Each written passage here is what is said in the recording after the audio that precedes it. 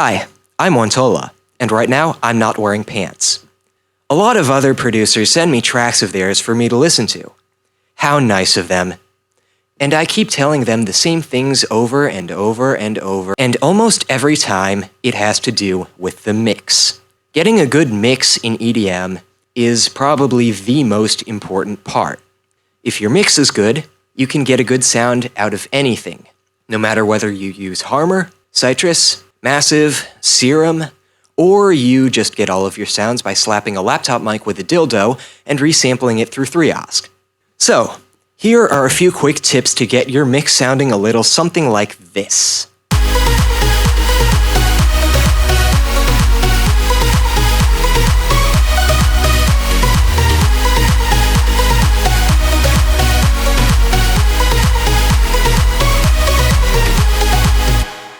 First off, let's have a look at the different parts of the spectrum and see what they do. The lows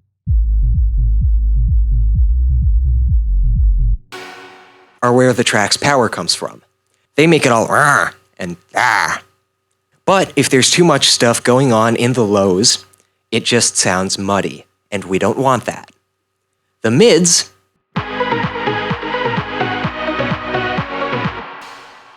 are the part of the spectrum that the human ear is most responsive to. The mids are where leads and melodies really start to shine through. But it's not just for leads. Whatever the most important part of the track is, make sure it has something going on in the mids, because that will make it audible. The highs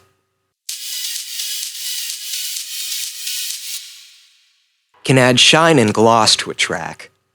But if there's too much stuff going on in the highs, especially around about there-ish, it sounds like this. Speaking of which, what's this thing? This is a parametric EQ. We use these to get every instrument where it belongs in the mix. A parametric EQ is made of a set of bands, which act like filters to shape the sound.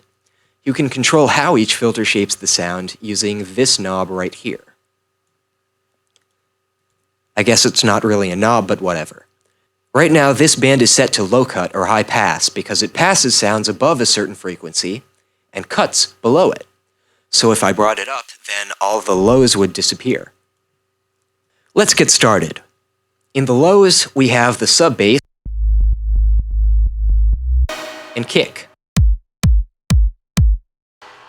All of that stuff tends to happen below about 200 Hz. For the kick, you can see that there's this big blob starting at around 200, and that's where the punch comes from.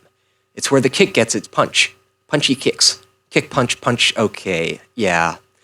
Whoever called it punch probably could have picked a better word for it, but let's move on to the chords. There are two cuts in the chords. One of them is in the mids, to give the leads more room, because again, the mids are for the most important part of the track, and right now, that's the leads. The other cut is a low cut, which makes room for the bass.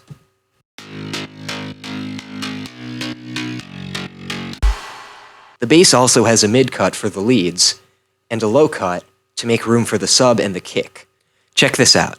This is the patch I used for the chords. This is the patch I used for the leads. Notice anything different? That's because there isn't anything, and they're the exact same sound. You see, the chords and the leads are placed differently in the mix. They do different things. Like I said, the leads are important, so they mostly go in the mids. The chords are mixed out of the mids and into the highs. One thing that it's kind of hard to show when you just have a drop is that when you make a whole track, you'll have to mix each part section by section. That means, for example, if you have a spot with no leads, the mix will be different. You'll notice how it sounds flat and hollow because there's nothing going on in the mids. There was something going on in the mids, but that was the lead, and there's no lead. We can change the mix over time by automating the volume of each band. We do that with automation clips.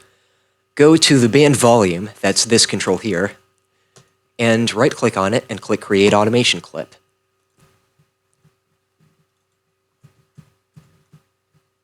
From there, you can copy the lowest value, like this, and do that.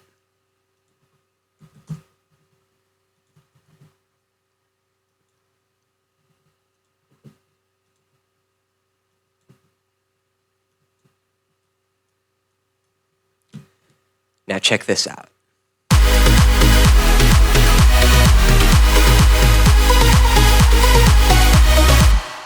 Sweet.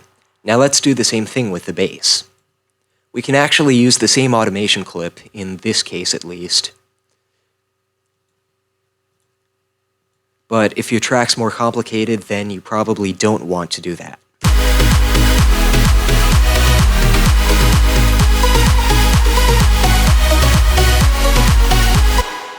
Even sweeter. One last thing. This is a quick little PSA on mastering. Don't do this.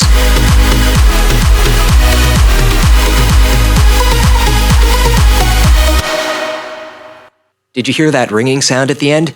The track volume should generally stay below 0, and only come up above it every once in a while, with a couple really short peaks. We don't want that to happen every time there's a drum hit, because it sounds like ass. If you need a little extra volume, you can use the post gain and the soft saturation controls. But soft saturation is a type of distortion, and if you overdo it, it sounds like this. That's it! If someone sends you a track with a bad mix, try hooking them up with this video to save you both some time. You can use the timestamps in the description to jump to a specific section if there's one particular thing that really needs their attention. Cheers!